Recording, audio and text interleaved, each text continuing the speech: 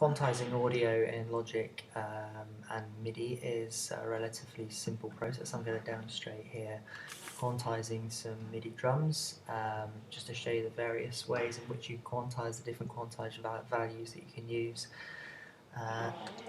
and so you can see how easy it is. So the first thing you need to do is record. Now it's sort of defaults, if you like, Logic to not quantizing the stuff that you play in real time. So let's have a go at just playing in a short bit of drum recording. I'll put the click track on.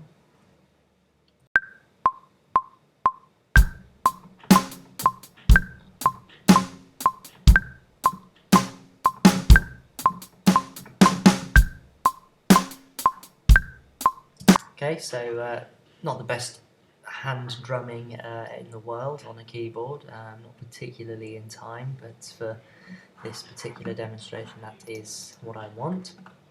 So we can hear there, obviously the drums don't sound great. Click track off. Not perfectly in time. We can prove that by sort of double clicking on the MIDI region. It opens up the piano roll, and we can see very clearly the grid that we're working to, and you can see that the notes don't fall perfectly onto the grid. So this one's way before this particular second beat, third beat in the track, and you can see the notes aren't quantized. So quantizing is just the ability to be able to snap the notes to the grid so that it sounds in time. So if we're in the arrange page, you can quantize from within the arrange page by clicking on the region and then clicking up here in the inspector on quantization value. We've got a whole load of different note values you can quantize to. If we choose eighths notes, for example, you can see there the notes just moved slightly on the region. What that's going to be doing is it's going to be taking a bar, splitting it up into 8 sections, and then moving the notes to the nearest one of those 8 sections, sort of splitting it up into a grid of 8 sections, and then moving the note to the nearest value. So if we double click on that again, you can see now, if we go back into the piano roll, you can see all the notes are perfectly lined up with the grid, and the drums should sound a bit tighter.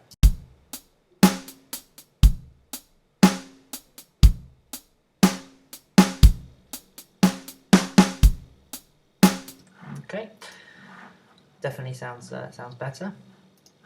So in terms of like choosing a value here, I would recommend, it depends really on the complexity of what you've played in, whether you've played crutches, quavers, semiquavers, hemi-demi semiquavers.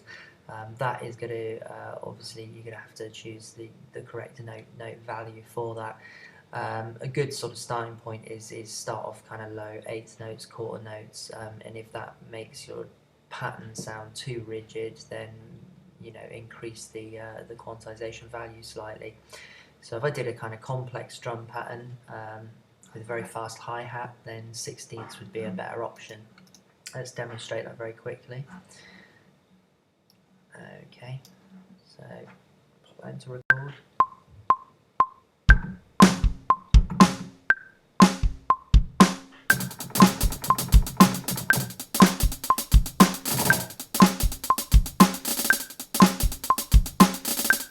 So I've got a rather out of time again drum pattern there that I've played in with very fast hi-hats.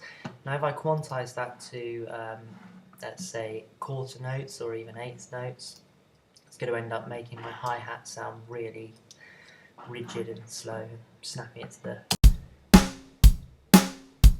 like that basically. If I want to maintain that fast hi-hat pattern, I'm going to have to quantize to a higher value. So let's go for 16ths.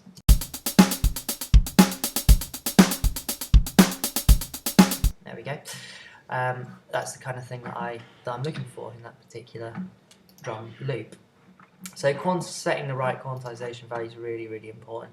You can also change the actual rhythmic feel as well. So you can do triplets, tuplets, you can do swinged rhythms as well. If I just choose one of those, you'll see how it changes the feel of the drums. Choose a slightly slower swung rhythm.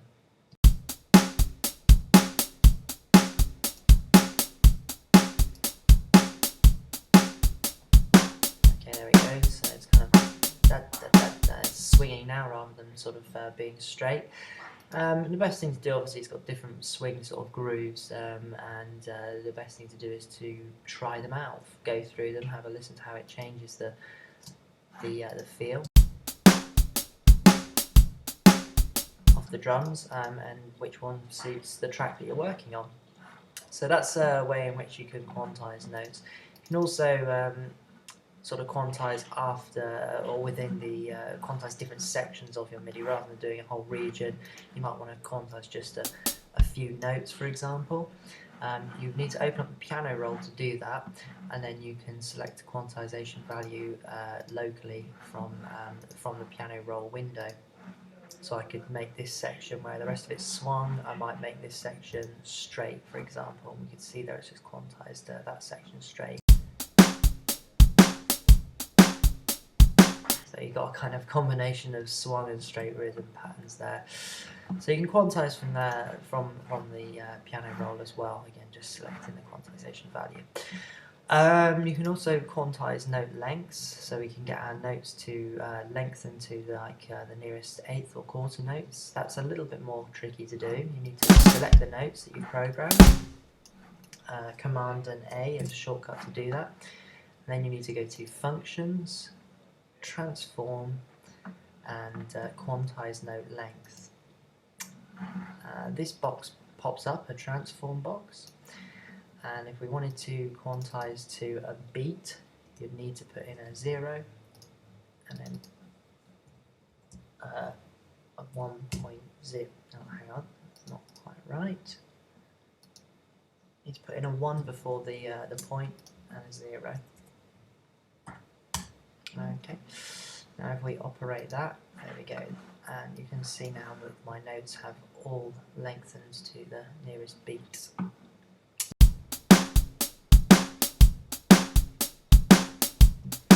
Now obviously note length isn't going to really matter too much with a rhythmic set of a bit of programming like drums, but certainly for something with a more sustained sound like a piano, synthesizer, quantizing note lengths can be kind of useful.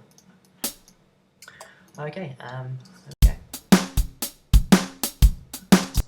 that's quantizing.